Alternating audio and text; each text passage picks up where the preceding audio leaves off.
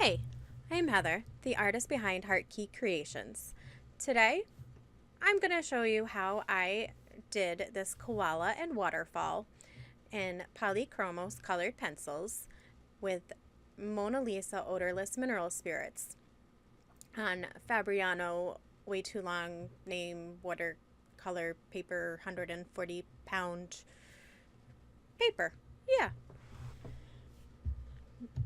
I started out by taking two reference photos that I got from Lisa Clow as a patron from her of hers, and put them together in Photoshop and decided I liked them, and the koala with the waterfall just looked really awesome. So I then drew them out on tracing paper and put them on the Fabriano watercolor paper. And I used chalk, yellow chalk, on the back of the tracing paper to transfer the image onto the watercolor paper. And then I just started laying in my colors for the whole entire image. I wanted the background to remain kind of blurry, not really blurry, just I just wanted to make sure it was lighter and not, that it stayed in the background. So there's not a lot of detail in it. It's just quickly laid down and the color laid out with a ton of layers, because that paper takes forever to fill in. So lots of layers. Right now I'm going over the white areas to make sure that they stayed white, or did my best to keep them white. And I'm just adding in lots of colors. I haven't blended out any of this yet. So I'm just laying in color after color, layer and layer on top of layer. I stuck mostly to the reference photos, at least in color scheme and actual layout. So where there are leaves, there were leaves, and where there's ground, and rock, there were rock. And that's pretty much the colors of them. When I actually lay in the sky, I did not stick with the original sky colors. I discovered that yellow chalk really did not want to come out of my drawing at all. So it ended up becoming kind of a yellowish highlight on everything. So I had to make it more of a sunset scene in order to try to make that yellow actually look like it was meant to be part of the picture. Yeah, you'll find that you have to do a lot of that in art until you get the right materials. I'm still a relatively poor artist, so I don't have the Carbothello tracing paper or whatever to be able to trace and then and get the good details without leaving crazy colors on my paper, apparently. But I probably won't use the yellow chalk again unless I'm planning on the yellow highlights or anything. So now I actually am blending out all of those colors, those layers that I put in. You can see the huge difference that blending with the odorless mineral spirits makes, and how much it fills in the teeth of that paper. But I will tell you that even so, even after, once that dried, you could still see a lot of tooth. So I ended up doing a lot more layers. This piece actually took me over 7 hours to do. I had 7 hours worth of video footage for it, so that doesn't even include the original drawing out of the images. So, yeah, it was well over 7 hours. So you take your time and do it right. And I have time lapsed and sped it up so that I could get it down to under a half hour for you for a video. Um, doing because nobody's going to want to watch 7 hours worth of video. And I certainly can't talk for 7 hours and tell you detail by detail what I did. So, right now, I'm doing some details on the tree trunk that the koala is holding onto. And when I blend those out, a lot of those lines stay in, so it makes it very nice for the shadows, very easy to keep the shadows where I wanted them, and add depth to that part. And here you can see where I decided that I decided that I wanted to bring up those other tree trunks up so that they meet that tree trunk. Once I started coloring it, I discovered that it just didn't look right if it didn't meet the other tree trunk. So by the end, it matches. It just kind of takes little by little to do that. Going in and adding the lightest parts of the koala, just trying to make sure that by adding those light parts that I keep them light and I know where they are and the highlights in there. And just now added in the mid-tone of his fur. And I'm not being terribly crazy with, details in the fur right now. I'm just laying down color. I am keeping direction of the fur though, because that I just find it easier for me to keep direction of the fur even from the very first layer that I put down. Now there was actually a branch or something that was blocking the ear of the koala on the outside, so closest to the waterfall. There was actually something blocking that ear, and so I took that out because it was very unnecessary. I didn't want any of the other foreground stuff that was in the picture with the koala. I just took the trunk that he was holding onto and him out of that picture. And I'm very happy with the way that the piece turned out in the end. But it's definitely a lot of layering and a lot of blending, and that paper just takes so much abuse. But it makes for a really nice picture in the end. Just blending out his fur. And yeah, I'm still, even during this picture, doing this project, I still am having major issues with my camera.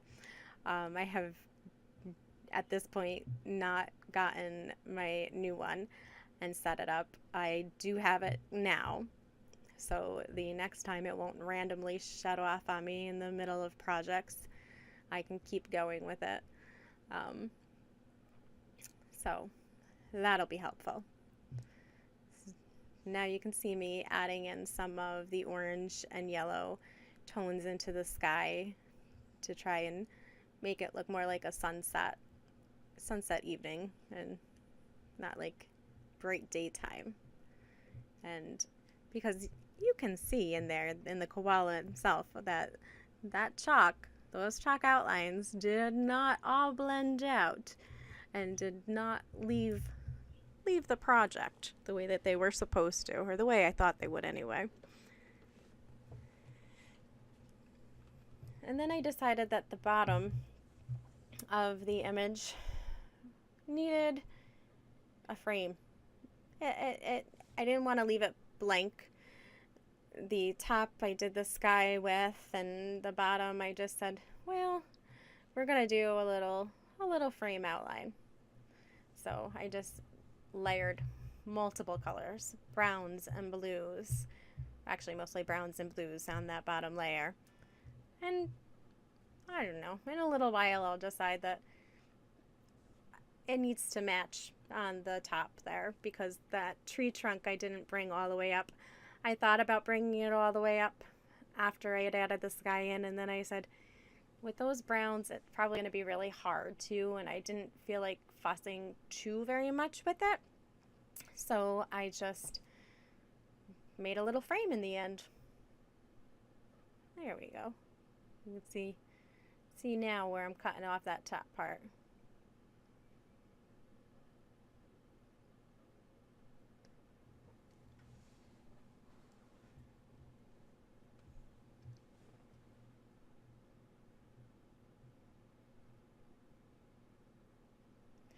And I mean, I am really layering that pencil down. I'm not putting a ton of pressure on that pencil because I don't want to ruin the tooth of the paper yet, but I mean, it's going down pretty well and thick there. I'm blending it out, and I think I ended up with too much mineral spirit on it at the very end, and ended up picking up some of that pigment that should have been left down. So I do end up going back over that. And that sky I go over a gazillion times with different layers of the blue and the yellow and the orange, making sure that it gets in just the right way. That paper can really take a beating.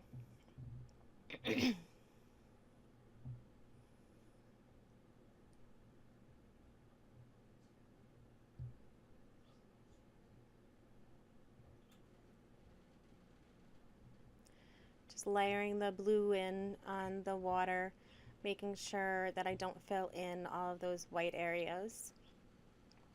And then I'm taking a darker blue and going over those dark rock areas that are showing up in between, and adding a little bit of depth in that pool on that ledge there.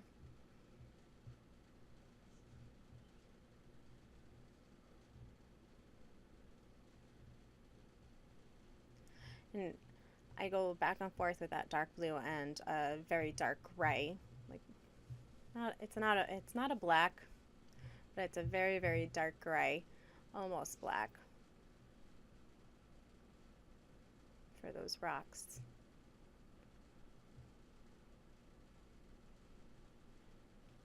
And then I do take that dark blue and I go in the darkest areas for the koala to bring in some of the sky, the highlights from the sky, and blend that in.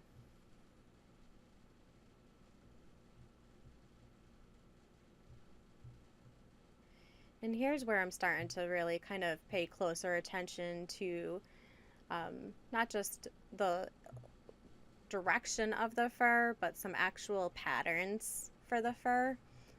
And each layer gets a little more detailed as far as that goes. But the base layers that weren't so detailed gives it a very good base and a very good start, so that it's really not, it's not like that last layer you put down is all of your detail. Your details have been built up slowly throughout the piece. And the reason why you go back and forth with the different areas there's actually a couple of different reasons to do that. One is because it's a fairly large piece.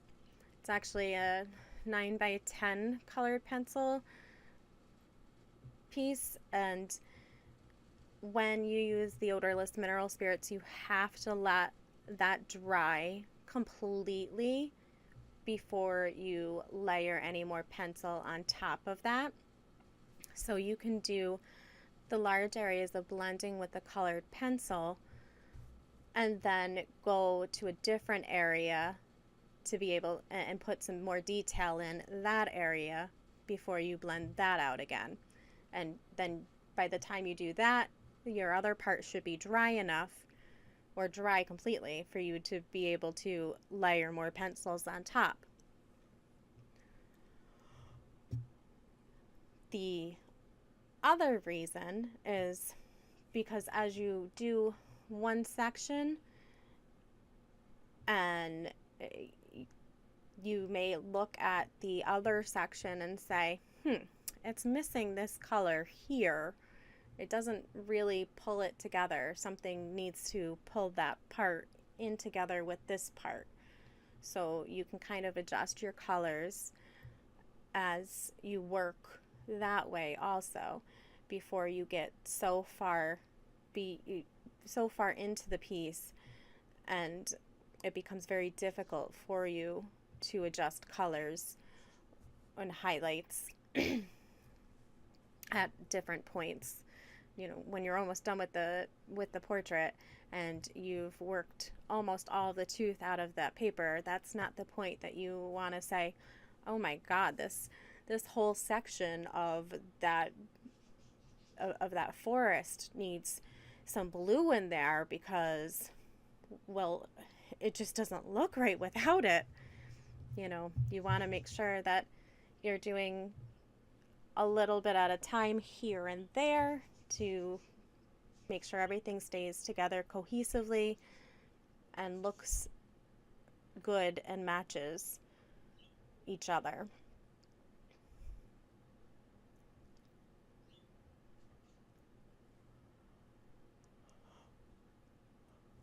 Yeah, I decided there that the greenery needed to, those leaves needed to go up higher into those rocks, that I didn't like the way that it looked with just that little bit of branch sticking out in front of the rocks. I wanted it to go all the way up.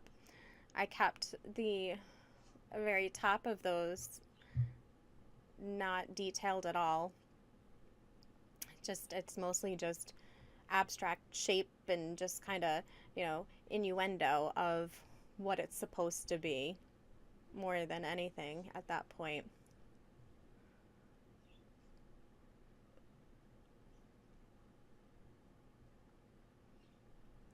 And now I'm going over those branches and tree trunks in the background there, bringing out those a little bit better.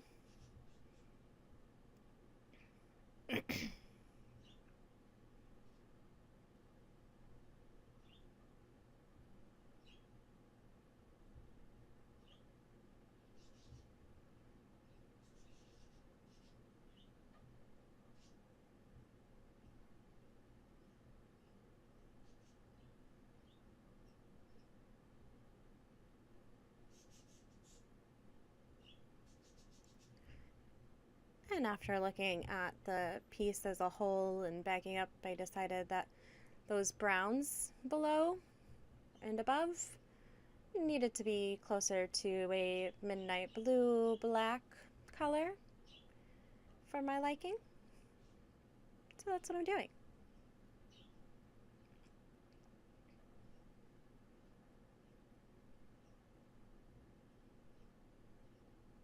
And I'm doing more blending after I layered. Like I said, this paper has a lot of tooth.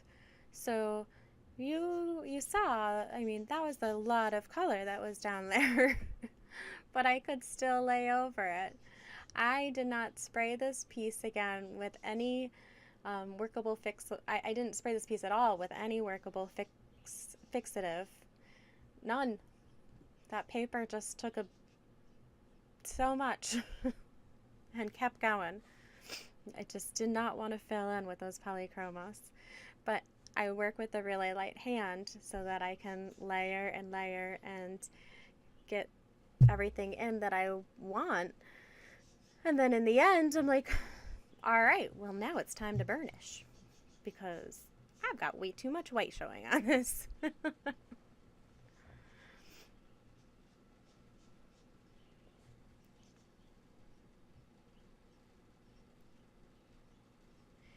But it works to my benefit for those rocks and the waterfall and just the background in general, actually, in this piece, because I wanted that to stay kind of out of focus and not not bring not be in the forefront, not bring your attention to that directly.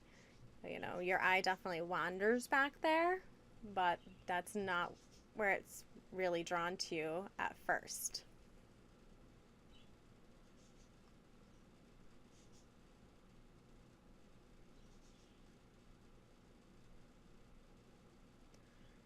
I got a little fussy with his ears and the top of his head with that fur. You could see me going in there and erasing a little bit of what I put in because I went a little overboard.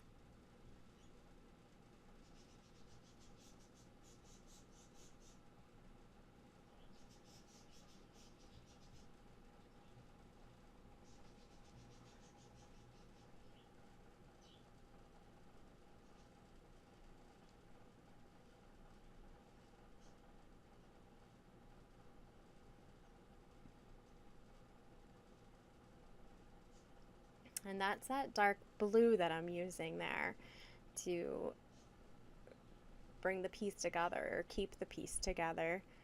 Everything matches. Nothing looks like it's a sore thumb sticking out because the highlights and the shadows have the natural outside colors in the fur.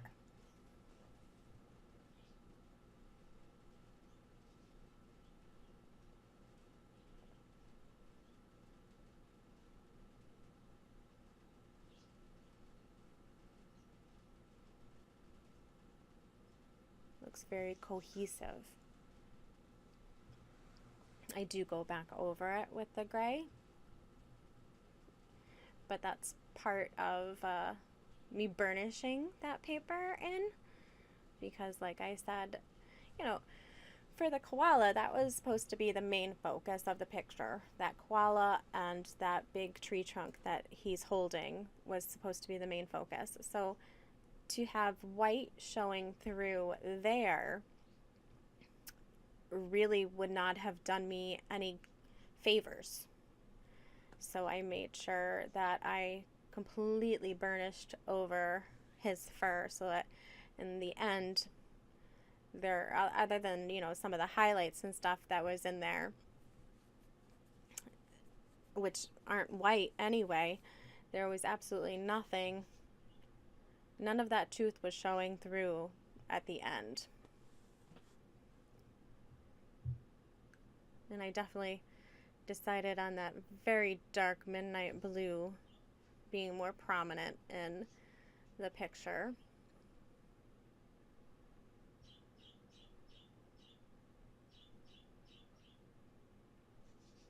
And lightening up that sky and burnishing that background of the sky a little bit too.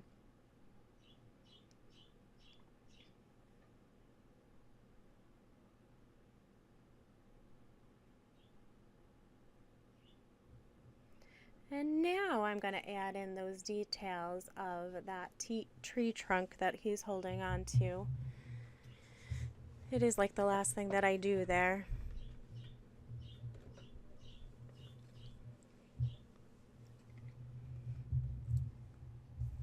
But adding in the shadows.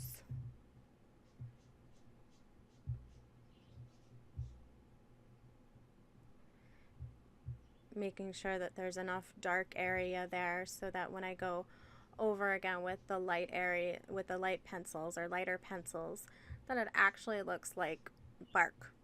That there's actually pieces of bark that show up when you're looking at it.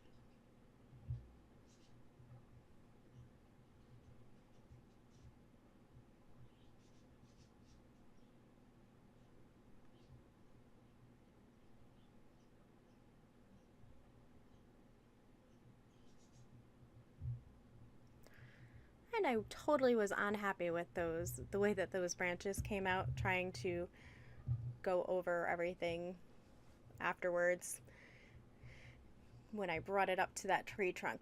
Very unhappy with it. But this is how I did it. This is the end. If you liked it, please like it, share it. Please hit that subscribe button and the bell notification so that you know when I do these things. And I'll see you next time.